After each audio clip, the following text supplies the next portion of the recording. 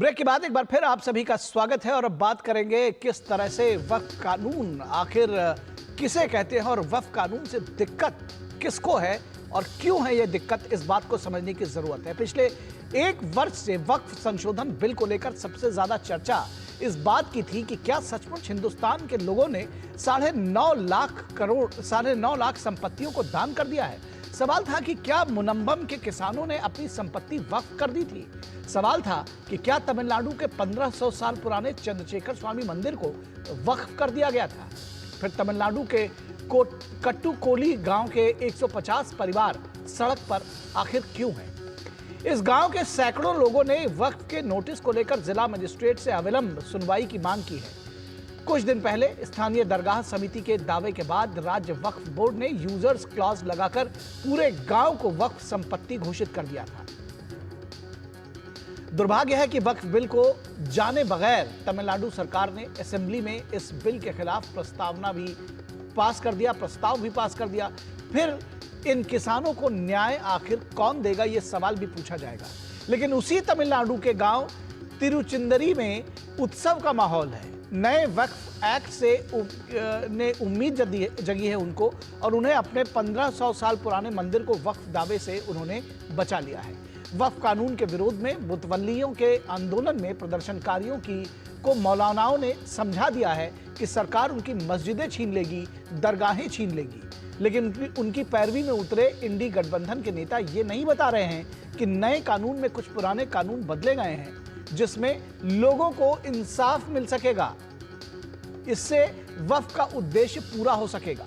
वक्फ संशोधित कानून को लेकर के बंगाल जल रहा है। उपद्रवी प्रदर्शन और हिंसा कर रहे हैं, लेकिन पटना के पास एक गांव गोविंदपुर के लोगों को उम्मीद जगी है कि उनको न्याय मिलेगा क्योंकि वक्फ का नया कानून आ गया है।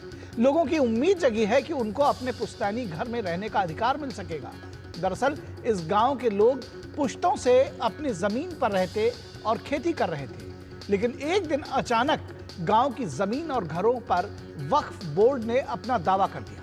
इसके बाद पूरे गांव के लोग अदालती चक्कर काट रहे थे। हैरानी की बात यह है कि अधिकांश मुस्लिम परिवार ही इस कब्जाधारी वक्फ से प्रभावित हुए थे। गांव में लगभग 95% हिंदू आबादी है। यहां वो कई पीढ़ियों से रह रहे हैं। उनकी जमीन के कागजात भी उनके नाम है, यानी कि दाखिल खारिज से लेकर बैनामा तक सब उनके नाम पर है। हालांकि उन्हें अपनी जमीन का मालिकाना हक साबित करने के लिए कोर्ट का सहारा लेना पड़ रहा है। सवाल यह है कि जो लोग संविधान से ऊपर शरिया को मानते हैं, वे लोगों में ये भ्रम फैला रहे हैं कि मध्यकालीन भारत के सल्तनत और मुगलकालीन बादशाहों ने अपना सब कुछ वक्फ कर दिया था। 2013 का संशोधन के यूजर्स क्लॉज उनके विश्वास को पुख्ता करता है। देश का संविधान सबको न्याय का अधिकार देता है, तो नया वक्फ एक्ट सबको न्याय की गारंटी देता है। और केंद्रीय अल्पसंख्यक कार्य मंत्री किरेन रिजिजू का कहना है कि पिछड़े और गरीब मुस्लिम समुदाय को नए कानून से बहुत फायदा होगा। We are here to correct the mistakes done in the past and to provide justice to the needy people. Let me also remind that it is not only other communities, not only Christian communities, but crores and crores of Muslim women, the poor Muslims, the destitutes, they are also deprived of the benefits which they should have got from the waqf properties. वही Samajwadi party के नेता अबू आजमी का कहना है कि संसद भी वक्फ की जमीन पर ही बनी है, तो किराया भी लेना चाहिए। आप देख लीजिए, आप अगर ये जमीन का एविडेंस उनके पास है तो तुरंत, मैं तो नहीं कहता हूँ वो जमीन खाली हो जाएगी, पार्लियामेंट बन चुकी है, सम्मान है उसका, लेकिन वो लीजी बन सकते हैं इस वक्फ बोर्ड के, वो भाग किराए पे ले सकते हैं। गजब है। अब आप सोच लीजिए कि संसद भी वक्फ का है और उससे किराया वसूलना चाहिए, यह कहा जा रहा है। और मुस्लिम समुदाय का भी मानना है कि नया कानून दरअसल मुस्लिम समाज के लिए हितकारी है। बहुत सारे लोग इस बात को समझ रहे हैं। लोग खुश हो गए, मैं सच्चा मुसलमान हूं, कि ये वक्फों की जमीन जो बेचाती थी, भाड़े की देखो 30 रुपया भाड़ा था, जो आज वो 25 हजार भाड़े की दुकान है, आज 30 रुपए की भाड़े की। उसमें फायदा हो जाएगा, बढ़ोतरी हो जाएगी।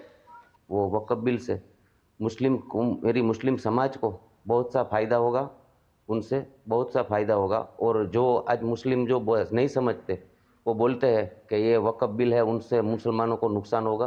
कुछ नुकसान नहीं है, मुसलमान को फायदा है। मैं हिंदुस्तान के आवाम को ये बताना चाहता हूँ कि वक्फ से किसी को कोई वक्फ बिल जो पसार हुआ, इसी वजह से मुस्लिमों को कोई नुकसान नहीं है। मुस्लिमों को उस पर तो खुश होना चाहिए।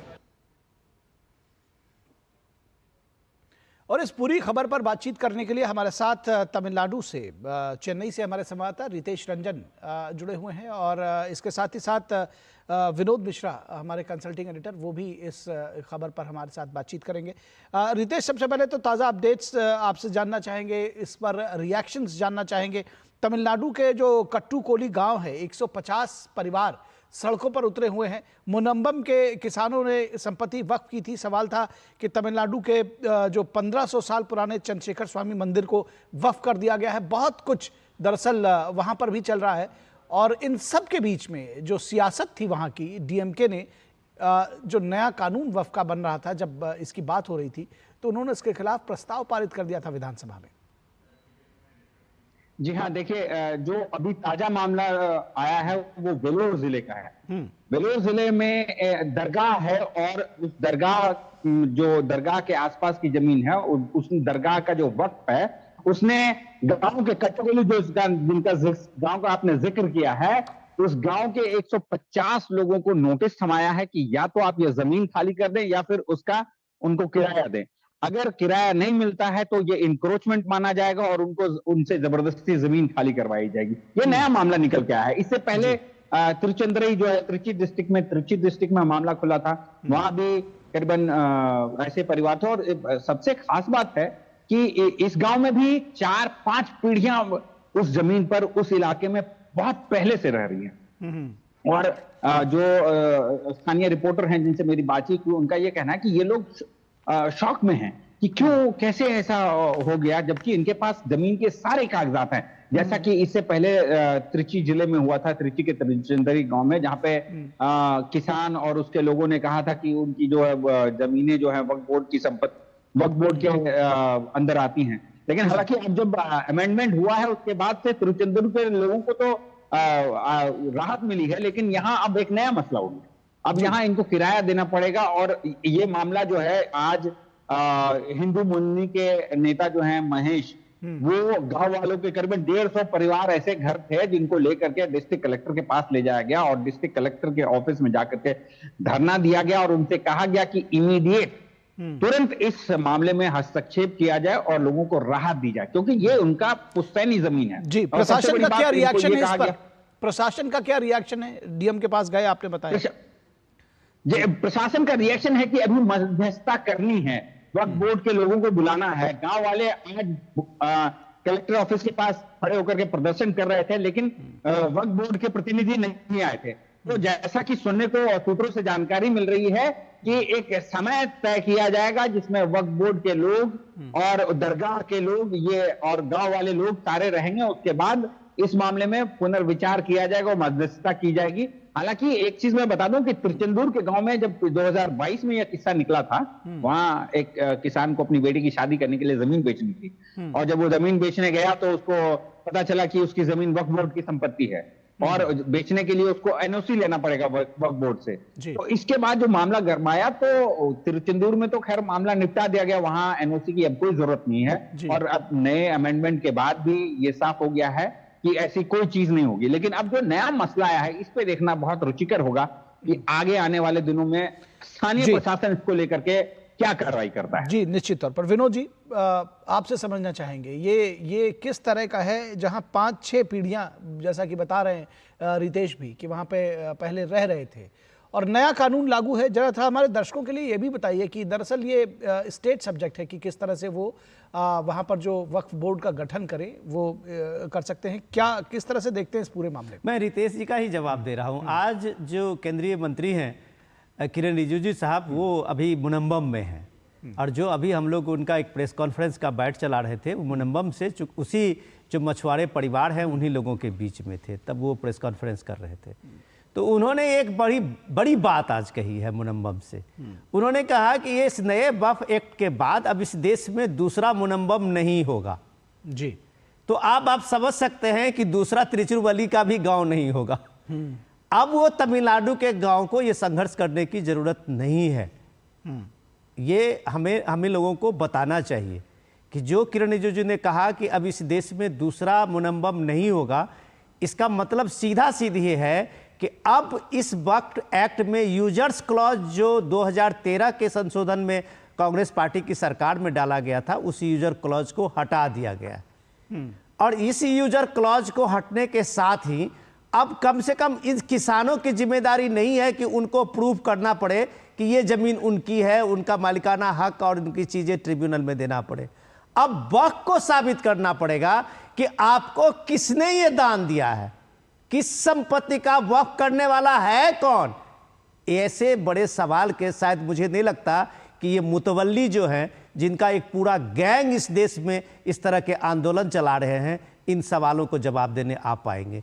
इसलिए ये बात लोगों को भरोसा करना चाहिए इस देश में कि ये इंसाफ देने वाला जो ये वक्फ एक्ट है, उसमें अब दूसरा मुनम्बम नहीं होगा। इसकी गारंटी अगर केंद्रीय मंत्री दे रहे हैं तो जाहिर सी बात है उसके पीछे एक कानूनी आधार है, न्याय का रास्ता साफ हुआ है। निखिल जी, निश्चित तौर पर न्याय का रास्ता साफ हुआ है और अब आगे कोई मुनम्बम नहीं होगा, ये जो निश्चित तौर पर बात उत्साहित करने वाली है।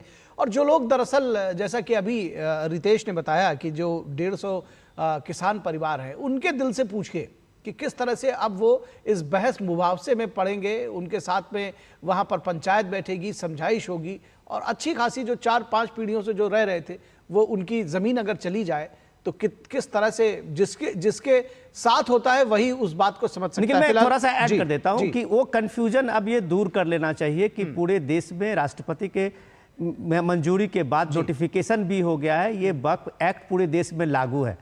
अब उस डीएम के पास में जो बात रितेश कह रहे थे कि पंचायती करेंगे, लोगों को आपस में बताएंगे, ये बात अब उनके सामने में है। वो एक्ट नए एक्ट के हिसाब से करेंगे। अब उनके सामने में 2013 के एक्ट रखने की जरूरत नहीं है जो उसको ये साबित करना पड़े। ये एक स्पष्ट निर्देश है इस नए वक्फ एक्ट में, ये सबको समझना चाहिए। जी, निश्चित तौर पर बहुत शुक्रिया विनोद जी, और अगली खबरों पर आपके साथ जुड़ेंगे। और रितेश, बहुत शुक्रिया आपका हमारे साथ जुड़ने के लिए। और यहाँ रुकेंगे एक छोटे से ब्रेक के लिए। ब्रेक के बाद जब वापस लौटेंगे तब बात करेंगे कर्नाटक की सियासत की, जहां पर सत्ता की सियासत वाली जाति गणना और आखिर सबसे ज्यादा कौन है इससे परेशान। रुकेंगे एक ब्रेक के लिए।